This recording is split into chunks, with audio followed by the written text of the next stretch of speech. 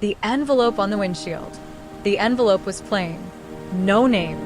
No stamp. Just a single sentence written in shaky blue ink. You saved my life without knowing it. I stood in the parking lot of a Walmart in Columbus, Ohio, staring at those words while people pushed carts past me, unaware that my entire understanding of kindness was about to change. A man running on empty. 3 years earlier, my life looked fine from the outside. I was 42, divorced, working 2 jobs, days at an insurance office, nights driving for a food delivery app. I wasn't poor, but I was always one emergency away from disaster. Most nights, dinner was whatever didn't require cooking or thinking. I had learned to move fast, avoid eye contact, and mind my own business. That was survival. One winter night, after a 10-hour shift, I stopped at the same diner I always did. Cheap coffee, predictable silence. That's when I noticed him.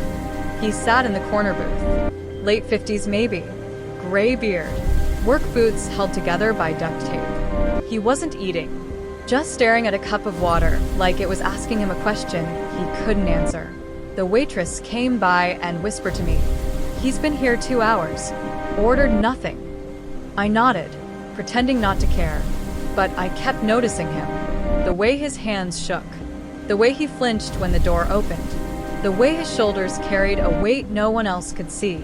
When I paid my bill, I did something I don't usually do. I told the waitress, "Add his meal to mine. Don't tell him who." She raised an eyebrow. "You sure?" I wasn't, but I said yes anyway. The look that followed me home. As I walked out, I felt eyes on my back. I turned. The man had stood up.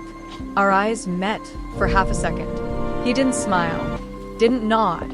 He just placed his hand over his chest and mouthed, "Thank you." I left quickly, embarrassed by the tight feeling in my throat. That was it, or so I thought. I never went back to that diner again. Life stayed busy. Bills stayed due. Problems stayed loud. I forgot about the man. Rock bottom has a basement. 6 months later, I was the one sitting in my car with the engine off, staring at nothing. My second job had cut hours. My ex needed emergency help with our daughter. My bank account read $13.47.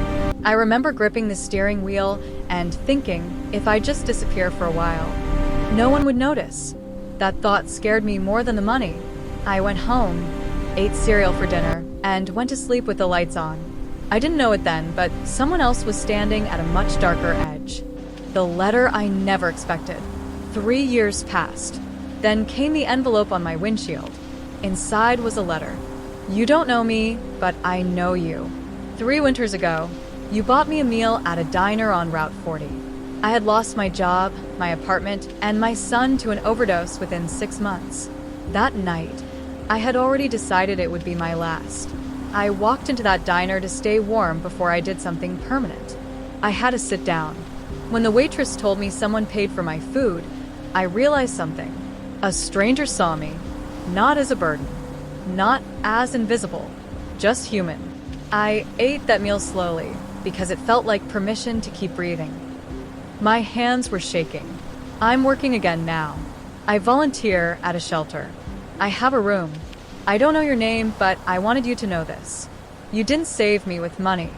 You saved me with dignity. The weight of what we never see. I sat there for a long time. All I could think about was how close I had been to not doing it, how easy it would have been to look away, how often I still do. That man didn't need advice.